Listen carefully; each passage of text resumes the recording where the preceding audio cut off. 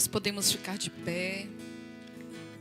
Nós queremos acolher com muita alegria todos os nossos membros da comunidade de vida, de aliança, nesta solenidade de São João Batista e sua natividade. Nós, com muita alegria e com o coração bem disponível, queremos aprender na escola de São João Batista a diminuir para que o Cristo cresça em nós. Por isso vamos acolher o dom do Espírito Santo no meio de nós, para nos preparar para escutar a palavra do fundador desta noite. Derrama a tua graça sobre nós, Senhor. Derrama o teu espírito de amor. Quero repousar em tuas mãos, curar as feridas do meu coração.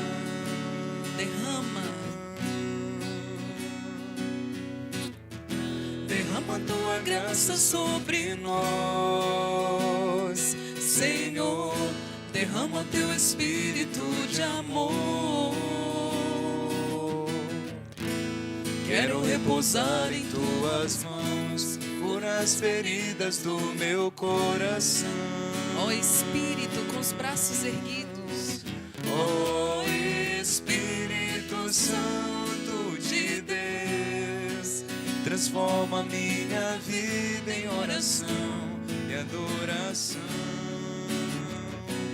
Quero mergulhar na tua graça, Senhor, seguir a unção, tua unção. Ó Espírito, ó Espírito Santo de Deus, transforma minha vida em oração e adoração. Quero mergulhar na tua graça, Senhor, seguir a unção, tua unção. eleva a tua voz, suplica o dom do Espírito, que Ele nos conduza a conhecer o Cristo cada vez mais e imitá-lo em todas as nossas ações.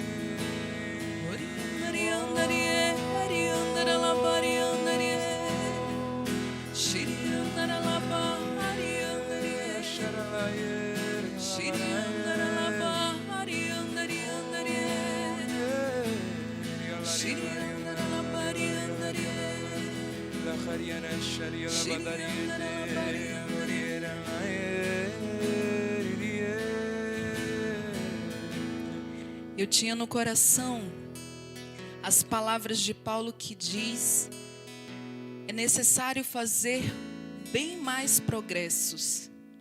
E nós que estamos na metade do nosso percurso deste ano sobre a liberdade gloriosa dos filhos de Deus, nós precisamos suplicar o dom da graça para progredir cada vez mais. Por isso, com as tuas palavras diz: Senhor, dai-nos a graça. Ensina-nos a acolher o dom do teu Espírito, porque é Ele que nos fará cada vez mais livres. Abençoa, Senhor, cada um que acolhe neste momento, através dos nossos canais de comunicação, este programa, e te pedimos, prepara o nosso coração para acolher o dom da tua palavra, o verbo no meio de nós. Queremos suplicar a intercessão da Virgem Maria, que ela nos acompanhe nesse caminho de liberdade, nos ensine na sua escola. Ave Maria, cheia de graça, o Senhor é convosco. Bendita sois vós entre as mulheres, e bendito é o fruto do vosso ventre, Jesus. Santa Maria, Mãe de Deus, rogai por nós, pecadores, agora e na hora de nossa morte. Amém.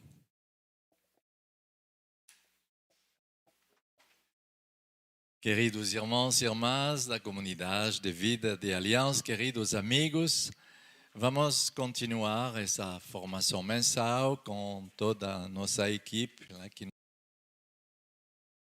ajuda, irmã Maria Faustina, João Paulo, Amanda, Natália, Paloma, todos também que nos ajudam a realizar essa formação e que rezam por nós. A última vez, a irmã Maria Sara, uma semana atrás, eu acho, deu essa formação mensal também sobre a questão da responsabilidade pessoal, você se lembra, hein? E a partir do Evangelho de Mateus 5:37, que teu sim seja sim, que teu não seja não. O resto vem do maligno. O resto vem do demônio. Tudo que é confuso, tudo que é flu, tudo que não é bem claro, vem do demônio. O demônio se esconde nas coisas flu, nas coisas vagas, nas coisas que não são bem definidas. Hein? E então, essa formação sobre a liberdade, espero que vocês cresçam nessa liberdade, que é importante. E vamos ver essa vez, no mês de junho e também no mês de julho, através de Santo Agostinho, a partir do tratado do livre-arbítrio de Santo Agostinho. Vamos ver os primeiros livros hoje, primeiro livro e segundo livro, e em julho vamos ver o terceiro livro. Muito interessante e mais filosófico e mais antropológico que as outras formações, mas espero que vocês não vão se desanimar. Hoje são 3 pequenos capítulos, uma introdução e depois 3 pequenos capítulos sobre os livros 1 e 2 do Tratado de Santo Agostinho, que eu espero que vocês vão poder imprimir e estudar, porque no compêndio são só seleções, são passagens importantes, mas eu acho que seria necessário que você estude esses livros que são muito interessantes, que são dos primeiros escritos de Agostinho, na sua juventude, quando ele foi batizado. Vamos dar essa precisão depois. Então, o liberum arbitrium, do latim, o livre arbítrio, que alguma vez utilizamos de uma maneira que pode ser exagerada ou errado. Isso é meu livre-arbítrio. Como se não toca nisso. Meu livre-arbítrio. Então, então a pessoa se cala, porque, meu Deus, eu toquei o livre-arbítrio dele e dela. Então, agora, eu devo respeitar, eu devo considerar. Mas, muitas vezes, na maneira moderna, atual, nossa concepção precisa de bem saber o que Agostinho queria dizer sobre isso. E a finalidade de nossa formação de junho e julho. Um escritor italiano que se chama Dante Alighieri, que é do século XII, escreveu, e a citação é na página 298, o maior bem que ao universo Deus doará, o que indicará mais sua bondade, o que em preço mais alto avaliará, foi de querer, por certo, a liberdade da vontade. Muito interessante essa palavra, de Dante Alighieri. O que é o preço mais importante na criação de Deus, ele quer dizer, para resumir, foi de querer, por certo, a liberdade da nossa vontade.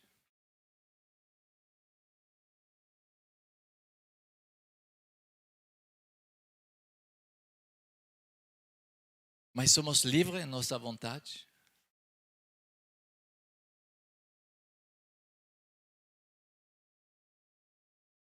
Somos influenciados, somos condicionados, então, é isso que vamos ver, justamente, porque muitas vezes nossa vontade não é tão soberana, não é tão livre para agir, para escolher o bem e para agir, para recusar o mal.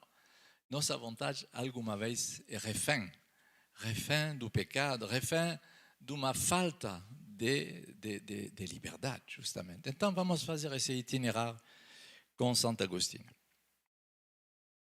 Do lado da tradição, eu acho que ele foi inventor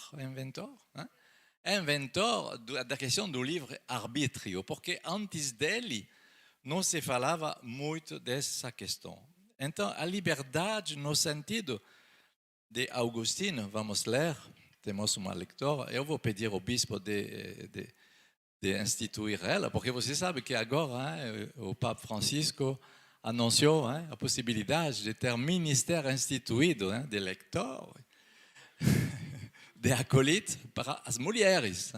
Não é um ministério ordenado, mas instituído. Então, reconhecido oficialmente, o ministério de leitor. Então, Amanda ela vai poder postular. A liberdade, no sentido de Santo Agostinho, não se explica por um simples domínio do espírito sobre o corpo, mas por um conflito no interior do espírito.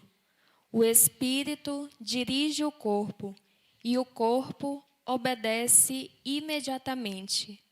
O espírito ordena-se a si mesmo e encontra resistência. Interessante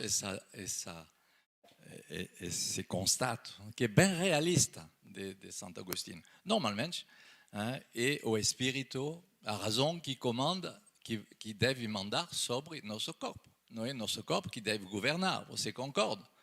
Talvez pessoas que não concordam. Meu corpo, eu dou muita possibilidade ao meu corpo de mandar. Quando ele tem fome, quando ele tem sede. Bom, mas o espírito deveria mandar, normalmente.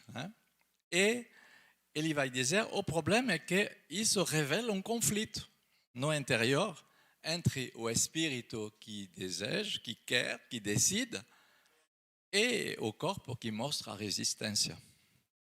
Temos um estudo muito interessante depois, no século XII, de São Bernardo, que escreve também um tratado sobre o livre-arbítrio para as pessoas que querem aprofundar e buscar também uma outra sensibilidade do lado da espiritualidade, uma teologia em São Bernardo do consentimento, uma teologia do consentimento para que o espírito consenta governar e se deixar inspirar pela Sagrada Escritura e pela vontade de Deus. É uma teologia do consentimento. Livre-arbítrio, livre conselho e livre bom prazer, como vai dizer São Bernardo. Isso que inspirou São Francisco de Sales, que diz que temos em Deus a significação da vontade de Deus pelos conselhos, pelos mandamentos. Deus significou sua vontade e deixou também outras coisas no bom prazer dele, no bom prazer de Deus. Significa tudo o que podemos viver nos acontecimentos, nas coisas que decidimos, o que não queremos, faz parte do bom prazer de Deus. Mas os mandamentos é a livre vontade significada da parte de Deus. São Tomás de Aquino define o livre-arbítrio no século XIII, depois, avançamos, dizendo que o livre-arbítrio ele é capaz de pôr escolha como atos livres. E a capacidade de poder decidir de atos livres. E que mostra a potência dessa faculdade de nossa alma, que é a nossa vontade. Nossa vontade tem essa faculdade criada por Deus de posar atos livres, de poder decidir de atos livres. O problema é que muitas vezes nossa vontade não é tão livre, justamente. E é importante de ver o que pode fazer como obstáculo a nossa vontade, que tem uma potência normalmente forte de querer. Não somente a inteligência de ver as coisas a fazer, mas a vontade de colocar em prática. Então, muitas vezes,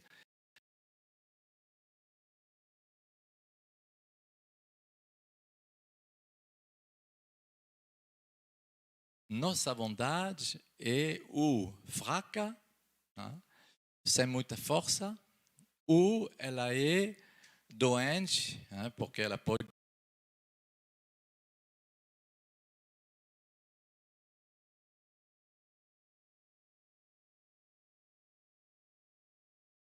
ser muito forte, nossa vontade, mas utilizada de uma maneira muito centrada sobre nós, de uma maneira egoísta, é muito forte, a vontade é forte, mas mal utilizada, ou ela pode ser fraca.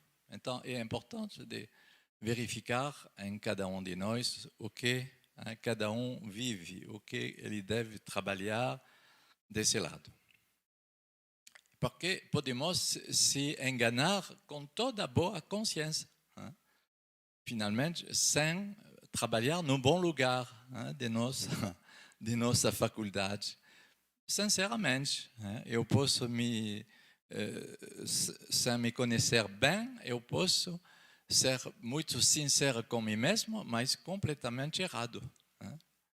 Então, é importante de bem verificar tudo isso.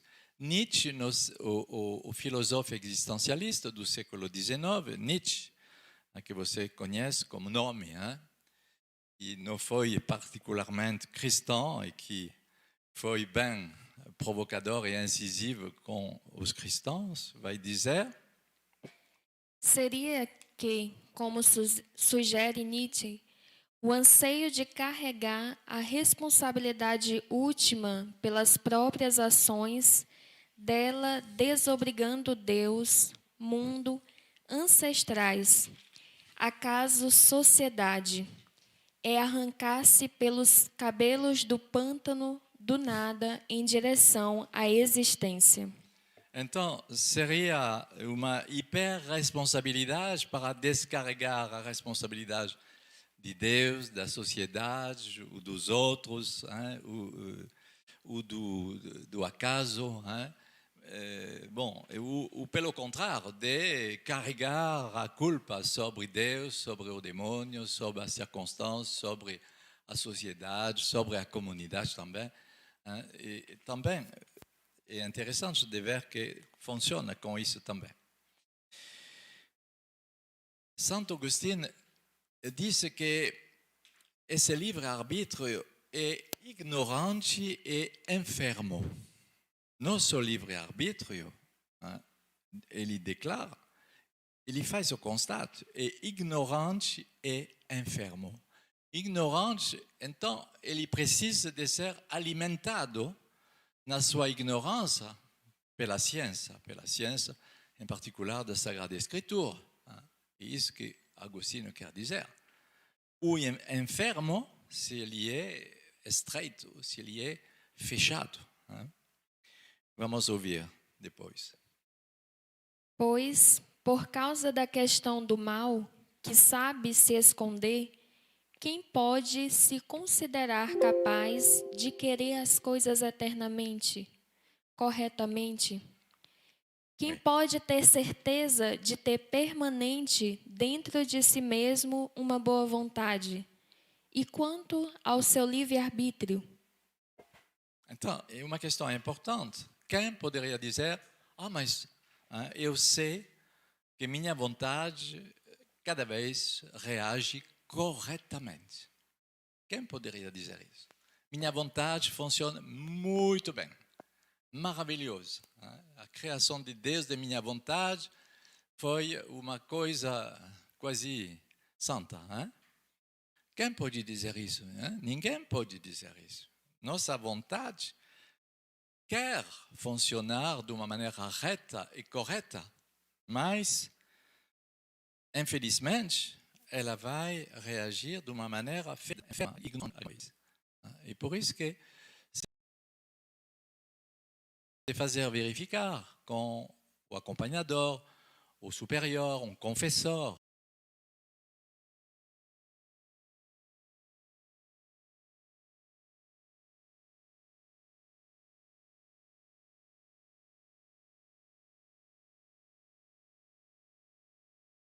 Santa Teresa d'Ávila obedecia a 4 tipos de pessoas. Superior dos Carmos, o bispo, o seu pai espiritual e seu confessor, seus confessor, ordinário e extraordinário. Então, 4 tipos de pessoas a quem é bom de fazer referência.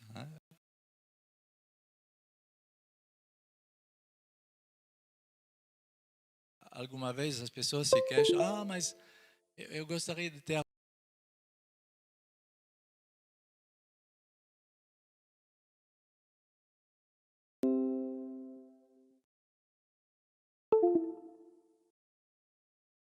um pai espiritual, meu pai espiritual. Mas não precisa de precisa de 3 ou 4 para equilibrar um pouco tudo na pessoa.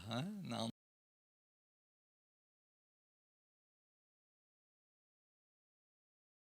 ontologia da pessoa. Vamos ver o primeiro capítulo, agora de nossa formação, o contexto que da escritura desse livro Arbítrio de Santo Agostinho. Qual é o contexto dessa escritura?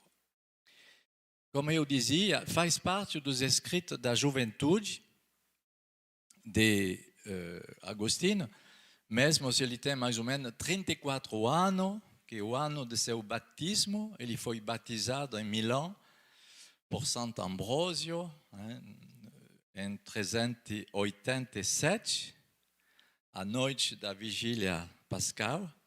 Santo Ambrósio batizou Agostinho e ele escreve no mesmo ano, mais ou menos 6 meses antes do batismo, ele começou a escrever De Libero Arbitrio, essa obra de juventude. Depois, os outros livros, o livro 2 que vamos ver hoje e o livro 3 que vamos ver o mês que vem, ele escreveu alguns anos depois, em 391, quando ele voltou no seu país. Ele é da África do Norte. Quando ele voltou na Algéria, depois de seu batismo, ele deixou Roma para voltar no seu país. E ele se tornou depois, lá, em Hipone, ele se tornou bispo em 395. E será durante esse tempo, em 397, 400, que ele vai escrever as Confissões e que ele vai escrever a obra mais importante dele. Então, você pode ver que o tratado, os 3 livros do livre-arbítrio são obras de sua juventude. Não é uma obra elaborada como as Confissões e como os outros tratados que serão de uma vida mais madura. E devemos se lembrar que Agostinho, antes de se converter na influência em Milão de Santo Ambrósio, conhecia o maniqueísmo. O maniqueísmo se diz assim, maniqueísmo. E ele foi, durante vários anos, trabalhado com a questão, os maniqueus insistem muito, é uma heresia, a heresia de Mani, que foi o fundador desse movimento religioso, insistia muito sobre esse dualismo, o bem e o mal. O homem é manipulado entre o bem e o mal. E, finalmente, é uma heresia isso. Espero que não tenha muito herético no meio de nós que pensa a mesma coisa. Eu sou dia brinquedo do bem e brinquedo do mal. Não, irmão, você não é maniqueísta. Você deve, o teu eu deve ser construído e deve se definir. Você deve saber o que você quer no meio. Esse eu é muito importante. Como pessoa que pensa que são o de Deus ou do demônio, mas é do homem. E o homem tem um espaço enorme como poder, como potência. Os pastores sabem muito bem isso, que muitas vezes devemos obedecer a nosso rebanho, mais que o rebanho obedecer ao pastor. Ben oui, porque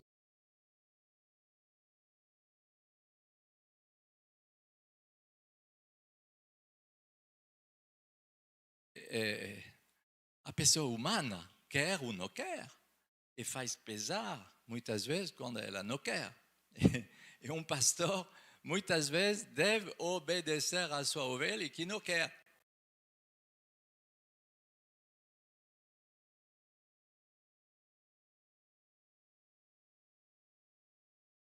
Que não quer ir nessa direção, então você vai fazer o quê? Não vamos forçar ninguém.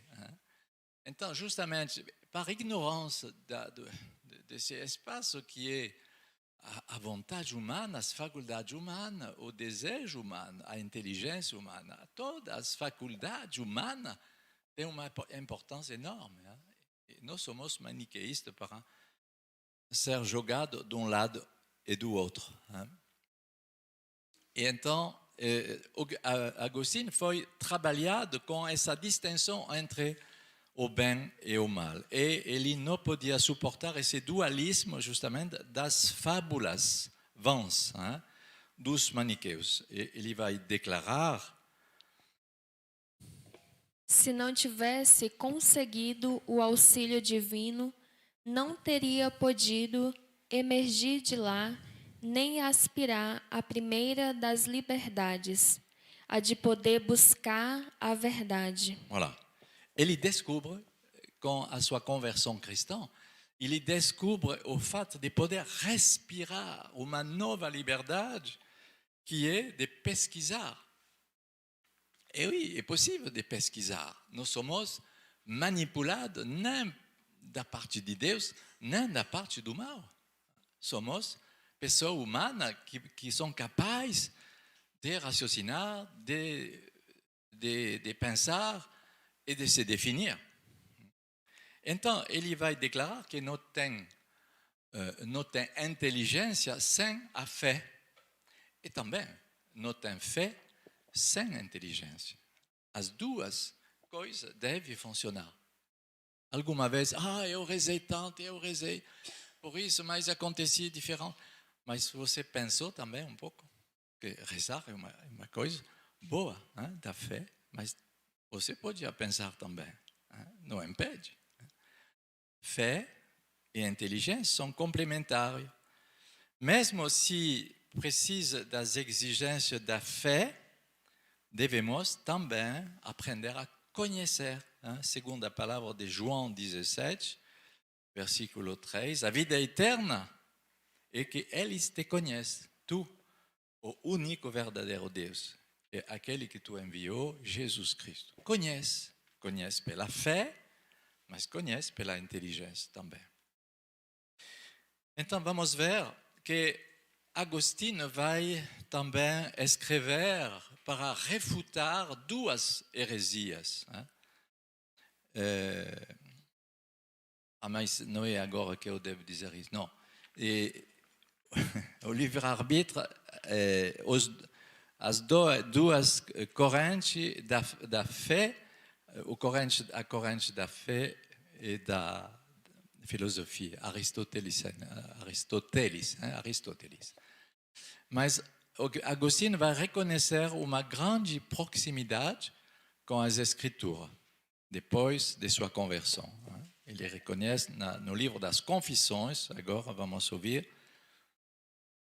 Este primeiro escrito do livre-arbítrio de um Agostinho neófito, sob a influência da filosofia grega platônica e da fé cristã, ainda não tem a força das Confissões, escrito alguns anos mais tarde. Nesta segunda etapa, Agostinho reconhece uma maior proximidade com as Escrituras. Assim, devorei avidamente estes veneráveis ditados do teu espírito, e especialmente do apóstolo Paulo. E, em um momento, essas dificuldades desapareceram. onde ele às vezes me pareceu estar em contradição consigo mesmo, e seu texto em contradição com os testemunhos da lei e dos profetas. E eu entendi a unidade da fisionomia dessas eloquências castas e conheci aquela alegria em que se treme. Eu conheci, essa palavra é muito conhecida, eu conheci a alegria que faz tremer, é isso? Uma palavra de Santo Agostinho que é bem conhecida. Então, ele mesmo vai fazer como um trabalho para esclarecer. Ele vem dos maniqueus e depois eu anticipei um pouco, mas ele vai também refutar o pelagianismo, que é uma outra concepção que ele não quer entrar nessa concepção, que ele combateu, que é um voluntarismo. Voluntarismo não precisa da graça, o homem deve fazer a prova de suas capacidades e uma vontade exagerada, finalmente, dada a vontade como faculdade humana, que é o pelagianismo. Segundo capítulo agora, depois desse contexto, vamos entrar no primeiro livro do livre-arbítrio, que é uma resposta a perguntas de seu discípulo, que se chama Evodio. Evodio, você pronuncia Evodio. Que é um discípulo e um amigo, e Agostinho é um pouco o acompanhador, o formador dele, e ele vai responder. Peço-te que me digas, será Deus o autor do mal? Pois se o pecado é obra do homem e o homem é criado por Deus, como Deus não pode ser o autor? A pergunta, persistente no fundo, é a que está presente no coração de todos os homens. Por que o mal? E, acima de tudo, de uma forma mais dolorosa. Porque, às vezes, eu faço mal. É isso que vai angustiar esse Evodio. Por quê, então? Se Deus me criou assim, Ele permite que eu faça o mal. Não somente ele coloca aqui a pergunta da existência do mal em si, mas de eu poder fazer o mal. E então Agostinho vai responder.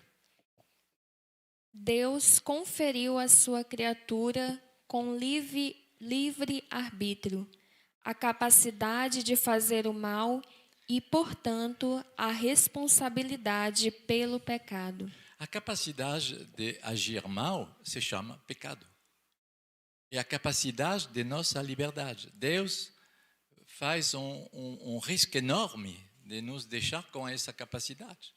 Mas se Ele não nos cria livre, então somos manipulados por Deus. Mas é um risco enorme que Ele confiou a nossa responsabilidade de decidir, de fazer ou não o mal. Então, isso provoca uma impressão de enorme responsabilidade, de repente. Podíamos pensar, bom, eu sou guiado pelas circunstâncias, eu sou guiado pela a boa vontade de Deus, o dom de Deus.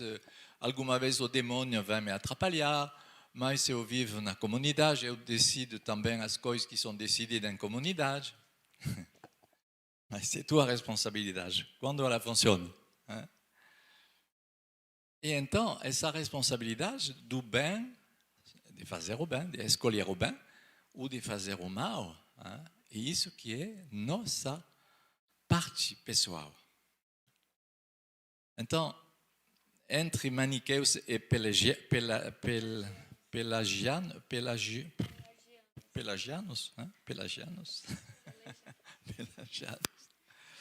temos essa responsabilidade. Ou de pensar que Deus deveria fazer tudo, ou de pensar que nós devemos fazer tudo.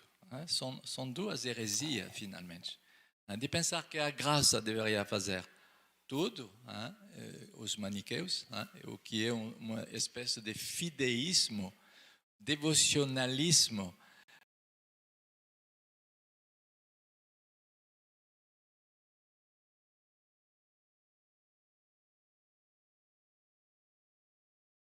Como finalmente eu tenho total confiança a Deus. Se Deus quer, Ele vai me dar. Ah, meu Deus. Podemos ouvir isso muitas vezes. O que você quer? Eu quero a vontade de Deus. Oui. Mas a pessoa...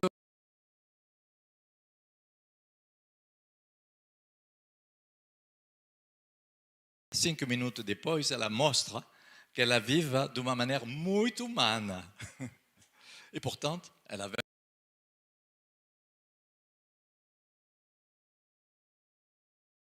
declarar: não, mas eu quero a vontade de Deus, acima de tudo. Porque é uma exageração de uma influência da graça que, finalmente, não precisa de minha responsabilidade. Eu sou na graça. Deus vai me dar tudo, Deus vai fazer tudo. São os maniqueus, são os fideístas, são os espiritualistas. E do outro lado, os pelagianos, que acham que eles são capazes, a força de vontade, a força sem precisar de muita graça, são capazes de conseguir, finalmente, a fazer o bem, sem muita, que Deus seja, não precisa de atrapalhar a Deus, finalmente. Eles são capazes porque são determinados, são fortes, são decididos, ele mesmo. Então, toda a questão do espírito humano, da vontade, da liberdade, são essas questões. E vamos ouvir agora, no livro 1, e o capítulo 8, o que vai dizer Agostinho. O que põe o homem acima dos animais é o espírito. Quando, pois, esse elemento superior domina no homem e comanda a todos os outros elementos que o constituem, ele encontra-se perfeitamente ordenado. Esse homem será perfeitamente ordenado se seu espírito consegue dominar sobre toda a sua pessoa, toda a sua criação. Se vossa razão é capaz, parabéns. E então, justamente, segundo o especialista, eu escrevi, Agostinho redigiu o livre-arbítrio para mostrar que a vontade humana é essencialmente livre, criada livre. Que ela tem em seu poder seus actos que são a possibilidade de decidir. Mas se a graça não é solicitada para se juntar a essa vontade, finalmente ele não pode corresponder à vontade divina. E então ele faz um relacionamento entre o querer e o poder. Muitas vezes as pessoas confundem também o querer e o poder. Você queria a vocação e depois a pessoa vai dizer: não, mas eu quero desistir. E por que você quer desistir? Porque eu não posso, eu não consigo. Mas não é de poder. Ninguém de nós na vocação é de poder, mas de querer. E isso que tem uma confusão. A pessoa se sente num combate, uma dificuldade enorme, porque ela confunde justamente entre o querer e o poder. Ela começou a sua vocação com a sua boa vontade, o desejo. Eu quero. Ela não começou dizendo: eu sou capaz. Quem poderia dizer isso? Mas muitas vezes ela confunde essas duas faculdades humanas. Então, ela necessita, a vontade necessita sempre da graça. A nossa vontade necessita sempre da graça de Deus. Depois, vamos ler. Os homens a que te referiste possuem de fato a mente, pois não realizariam ações que executam se não a tivessem. Mas essa mente não exerce o domínio sobre eles mesmos, e assim são uns insensatos. Temos uma razão, temos um espírito, mas ele não domina. Ele não governa. Esse é o problema. Ele não faz o pastor de nossa pessoa humana. E por isso que ele precisa da graça. Depois, a causa do mal Reside, portanto, apenas no livre-arbítrio e não no corpo, na sensibilidade ou nos desejos, que só podem ser influenciados por ele. Não há coisas más em si mesmo, há apenas um mau uso das coisas. A raiz do mal está no orgulho do homem, que se afasta de Deus para se fazer o centro do seu ser. Essa complacência em si mesmo é o oposto da caridade, que é dom de si mesmo.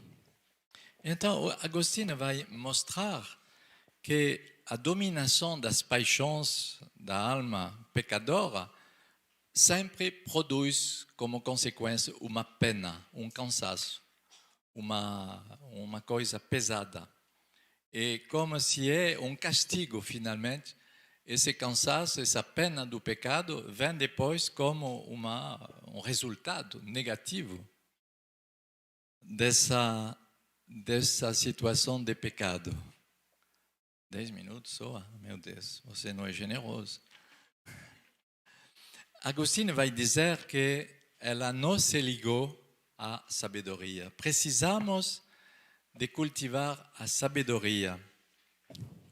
Ir do suplício de uma injúria recebida ao insaciável desejo de vingança e de todo lado a que se volta.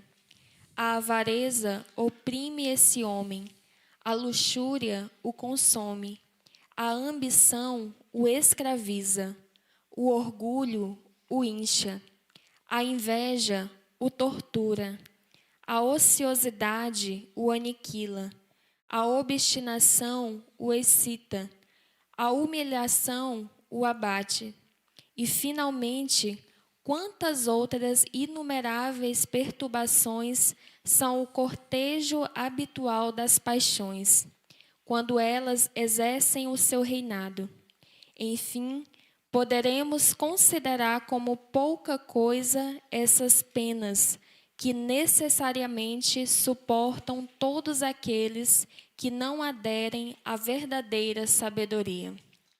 Então, as paixões vão nos dominar, sobretudo se não nos amarramos à sabedoria. Se não procuramos a sabedoria, essas paixões, ele faz uma lista bem realista dessas agitações que vão dar um tormento, que vão dar um castigo. As palavras são fortes, não sei se você perceber, né? Mas que nos, como ele vai dizer, nos torna, sem se submeter à razão, nos torna miseráveis.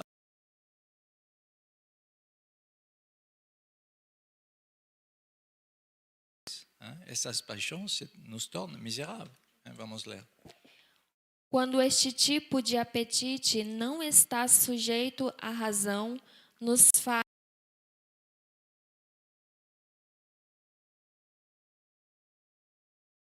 miseráveis. O que dizer então quando o homem se encontra nessa situação? É a mente que lhe falta, ou então, apesar de ela estar presente, falta-lhe o domínio que lhe corresponde? Então, eu quero bem completar essa frase. Agostinho não vai dizer, mas a graça faltou. Não, ele vai dizer, se você se deixou animar pelas paixões, é vossa razão que não funcionou. Não é a graça que não funcionou. Alguma vez podemos acusar Deus de não nos dar a graça, mas não é, a graça foi dada, mas você não usou de tua razão. E se você não usa de tua razão, como a graça vai poder agir? Simplesmente porque a razão, Deus espera que a razão vai decidir, vai influenciar a vontade de escolher o bom caminho. Mas se tua razão é passiva, como a graça de Deus vai agir? Então, eu acho que é muito importante de bem rezar e pensar sobre isso. Deus vai dar-se sua graça, claro, ela é segurada, ela é dada. Mas se tua razão já não funciona, ou se ela é ao lado, como Deus vai poder te abençoar com essa graça? Se você não tem a preguiça, finalmente, de fazer funcionar a tua própria razão. Temos outro texto a ler, antes do último capítulo? Não? Sim, Sim, vai. Evódio lhe perguntou: o que vem a ser a boa vontade? Agostinho lhe respondeu: é a vontade pela qual desejamos viver com retidão e honestidade, para atingirmos o cume da sabedoria. Quem quer que seja que tenha esta boa vontade, possui certamente um tesouro bem mais preferível do que os reinos da terra e todos os prazeres do corpo. Então, a necessidade não somente da razão, mas da boa vontade. A boa vontade de uma vida reta e honesta. Se não temos isso, a graça de Deus não vai poder agir sem nós. Deus me criou, como diz Santo Agostinho, me criou sem mim, não vai poder me salvar sem mim mesmo. Ele precisa que nossa inteligência, razão e nossa vontade deseja, busca, grita, reza, pede. Senão, como a graça vai poder se introduzir para nos transformar? Depois, essa vontade humana deve ser inspirada pela lei eterna, que é a Sagrada Escritura, diz Santo Agostinho, mas também, Agostinho vai dizer, mas também pela lei temporal, a lei humana. As leis humanas são também em vista do bem.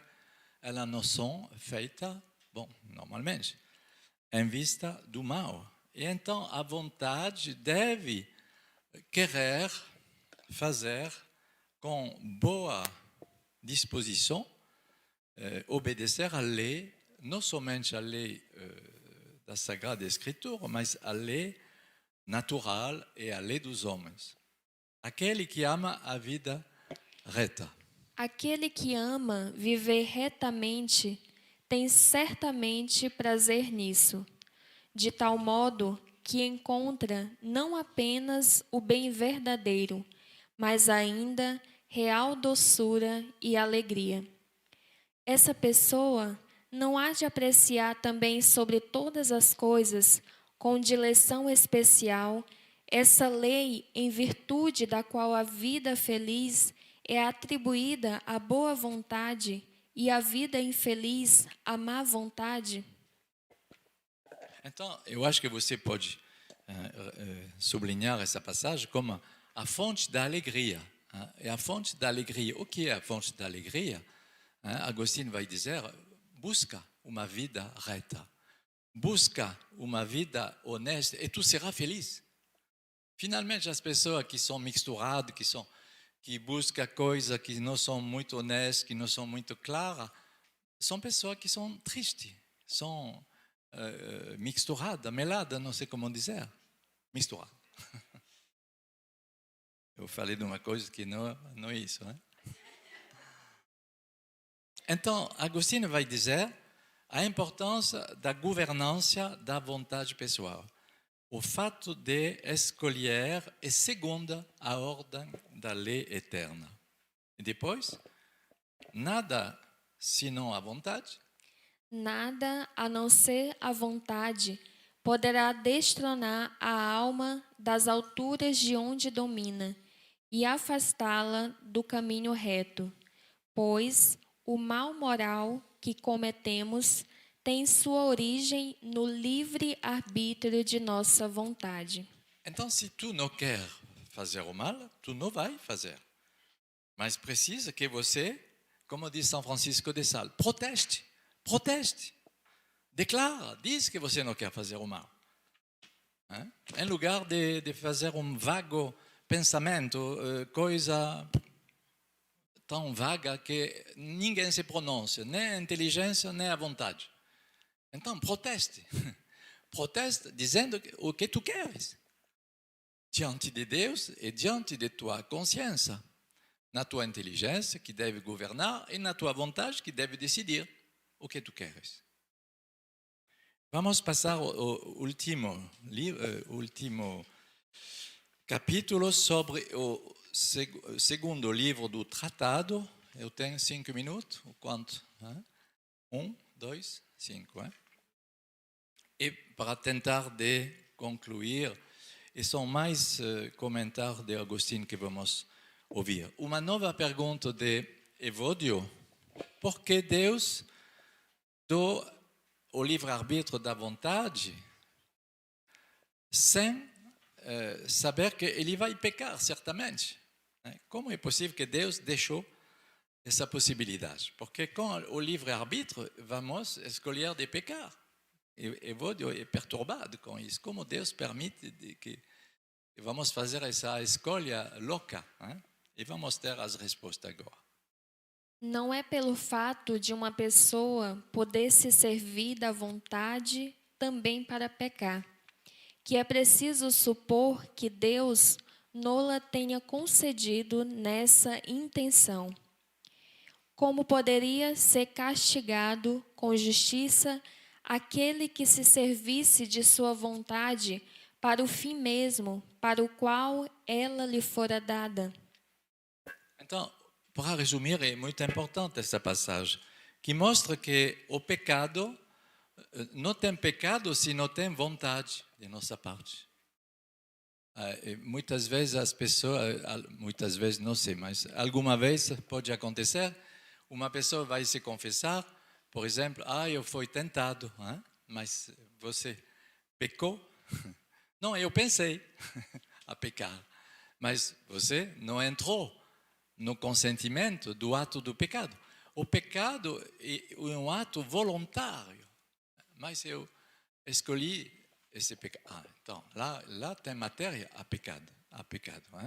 E isso que ele explica justamente. Quando a vontade humana e a inteligência, com uma certa plena consciência, vai fazer um ato de pecado, ela deve confessar seu pecado. Senão não é exatamente a mesma matéria. A importância do papel da razão submetida a Deus. Uma razão que, pouco a pouco, deve aprender a obedecer a Deus e não ser livre. Quando você pode tocar nesse momento que o livre-arbítrio não é de deixar a razão pensar o que ela quer. Não é a vontade de decidir o que ela quer. Não é isso. A importância da razão como a parte mais nobre para saber o que ela quer. Que ela se torna um moderador das outras faculdades, como dizemos nessa página. E então, Santo Agostinho vai, ela desistiu já, nossa ministra lá, não sei se ela será instituída. Agostinho vai dizer que acima da razão deve ter Deus, que deve ser consultado. A razão não pode ser sozinha, louca e a decidir, a escolher. O que deve decidir em cima dela é Deus. Ela deve ser submetida. Ele vai desenvolver, por isso, o que chamamos de sabedoria. E isso é a sabedoria de se referir a Deus, de querer obedecer a Deus, de querer corresponder o pensamento de Deus. Se chama sabedoria. Sabedoria não é outra coisa a não ser a verdade, na qual se contempla e se possui o sumo bem, responde Agostinho.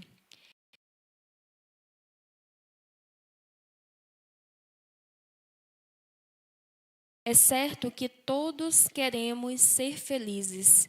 É também certo que queremos ser sábios, pois ninguém é feliz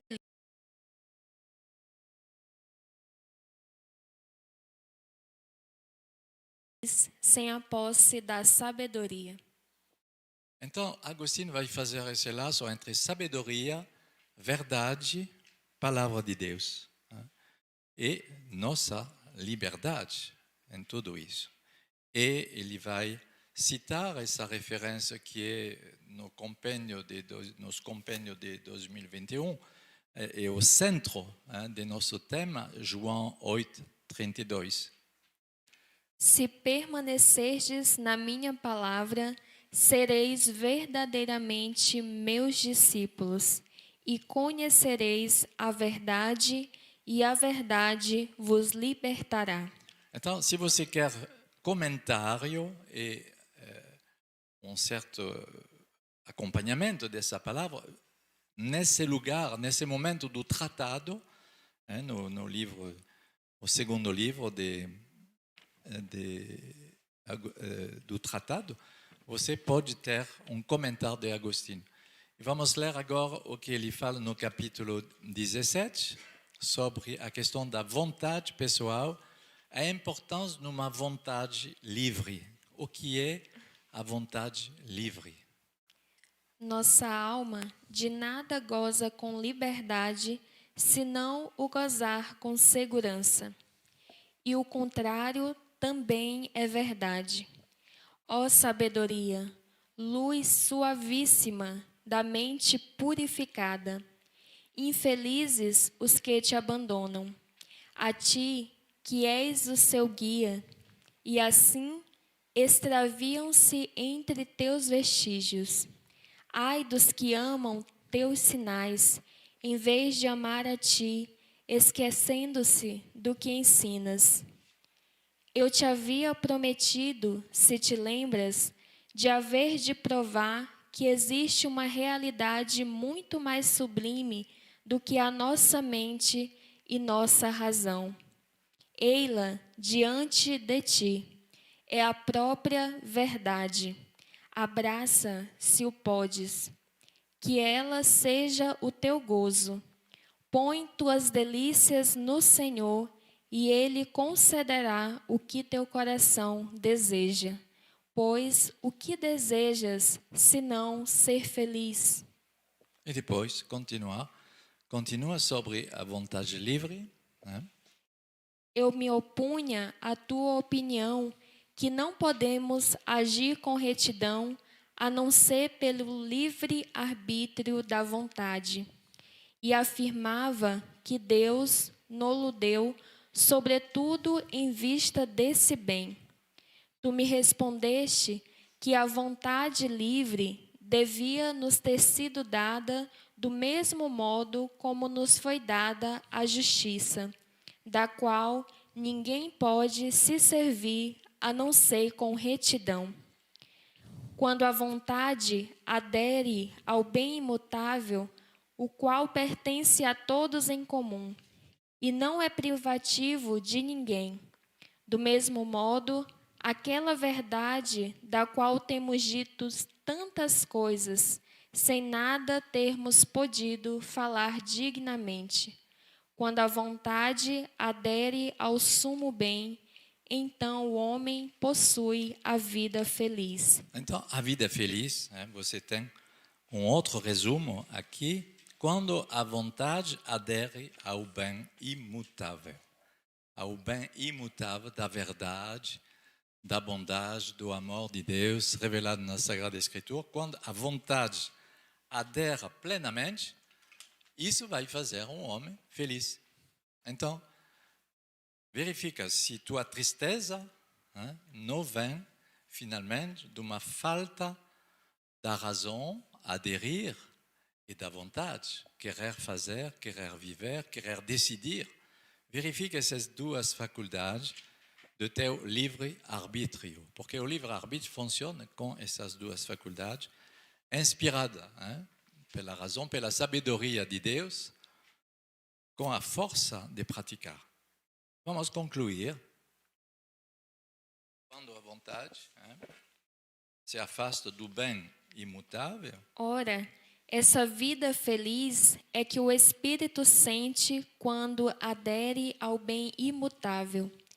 Este torna-se para o homem como um bem privativo, o principal de todos. Ele possui, então, além do mais, todas as virtudes, das quais não é possível usar mal. Já que a vontade desvia-se, afastando-se do bem imutável para procurar um bem mutável, de onde lhe vem esse impulso? Por certo, tal movimento é mau, ainda que a vontade livre, sem a qual não se pode viver bem, deva ser contada entre os bens. E esse movimento, isto é, o ato de vontade de afastar-se de Deus, seu Senhor, constitui, sem dúvida, um pecado. Poderíamos, porém, designar a Deus como autor do pecado? Não, e por isso esse movimento não vem de Deus. Amém. Vamos pular para concluir essas cinco pequenos conselhos de Agostinho. Para concluir, ele vai dizer a Evódio como uma regra espiritual, uma regra de vida muito interessante. São 5 pontos que acaba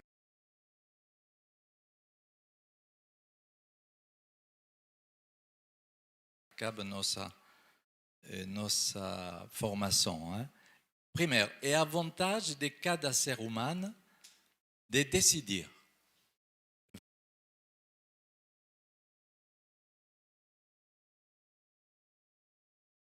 A vontade de cada ser humano de decidir. É você que decide. Segundo, nada acontecerá com você que você não queria, que você não quer. Acontecerá segundo o que você quer. Claro que vai acontecer circunstâncias que são vividas porque Deus permitiu, porque os outros queriam. Bom, isso não podemos controlar, mas a partir de ti, a partir da pessoa. Terceiro, se você vem a cair, você não conseguirá se levantar sozinho. E uma verdade que Agostinho vai concentrar para mostrar que não podemos se salvar sozinho. Precisamos, o Papa Francisco diz muitas vezes isso, não podemos se salvar sozinho. Quarto, agarre com fé firme a mão direta que o Senhor estende a você. Agarra com uma fé firme a mão que o Senhor te mostra, te direita. E quinto ponto, espera o Senhor com uma sólida esperança, desejando-o com amor ardente. Então você pode ver que as virtudes teologais são bem reunidas nesses conselhos para viver, finalmente, um livre-arbítrio que seja segundo a vontade de Deus. Espero que vocês vão poder rezar pensar sobre alguns pontos, porque tudo é difícil, mas alguns, com certeza, merecem de aprofundar. Espero que Deus vai vos dar essa graça. Amém?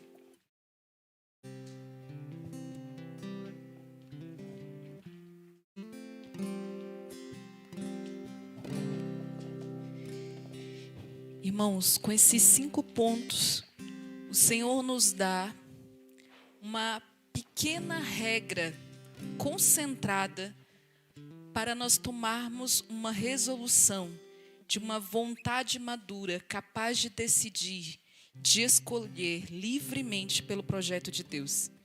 O homem perfeitamente ordenado. Que contemplação é essa? O homem perfeitamente ordenado é o homem livre, na gloriosa liberdade dos filhos de Deus. Vamos ficar de pé. Vamos pedir que a nossa razão e a nossa vontade, nesta noite, possam também ser iluminadas, encorajadas, para aderirem profundamente ao projeto de Deus.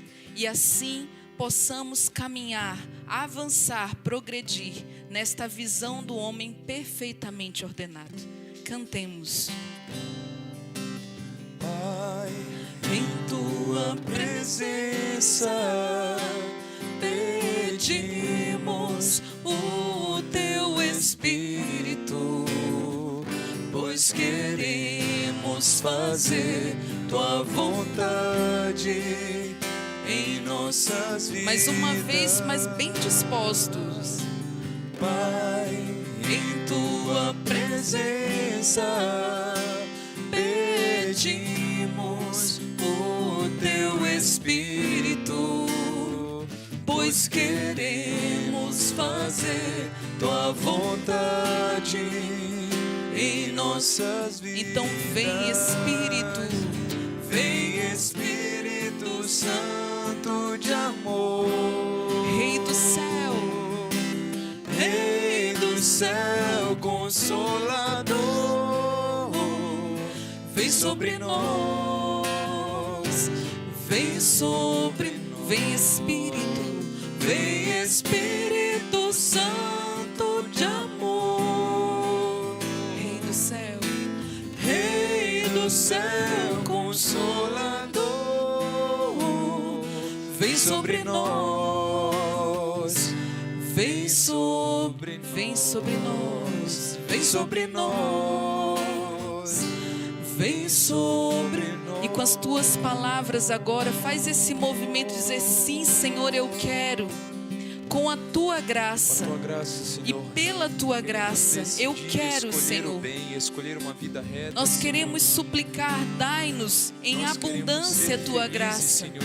para Ser desejar o que felizes. Deus quer para nós, Desejamos para sim, perseguir o que ardentemente a Deus quer para felicidade, e nós, sabemos para agora não desviar do que somente caminho, Tu, Senhor, mas pode usar nos a dar nossa essa razão e a verdadeira nossa vontade felicidade e liberdade, para Senhor. querer o que Deus quer, Obrigado, querer Senhor o que Jesus. Deus quer. Obrigado. Por isso nós suplicamos, Senhor. Nós afirmamos, Senhor, que nós acreditamos, Senhor, que Tu, Senhor, pode nos dar a verdadeira liberdade,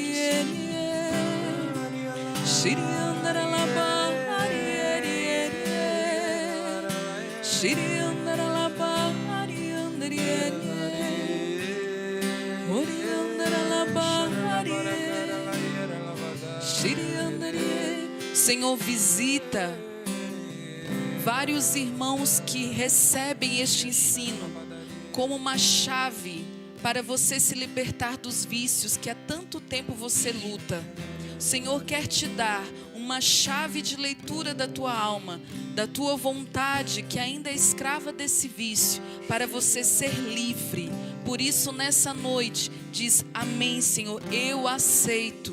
Ilumina, Senhor, a minha razão e a minha vontade para viver essa pequena regra de vida com Santo Agostinho e ser livre para fazer a tua vontade.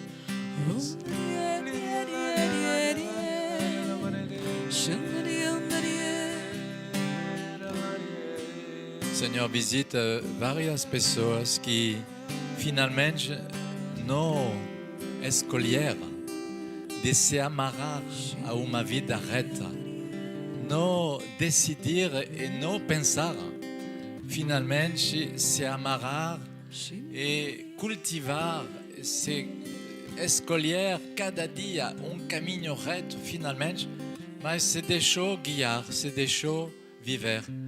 Não fiz funcionar sua inteligência e sua vontade para escolher e decidir esse caminho reto. E o Senhor quer te dar agora. É tarde, mas não é tarde demais para que tu venhas cada dia pensar, direcionar e escolher, decidir esse caminho reto. Bendito seja. Amém, Senhor. Eu recebo também que muitos recebem uma vontade ardente para fazer o bem. Se você recebe essa graça agora, diz obrigado, Senhor. Eu creio. Adere, faz um ato de fé. Eu creio nesta vontade, inflamada pela verdadeira caridade, para buscar a vontade de Deus. Muito obrigado, Senhor. Bendito sejas. Vem, Espírito. Vem, Espírito Santo de amor, Rei do céu consolador. Vem sobre nós, vem sobre nós, vem sobre nós, vem sobre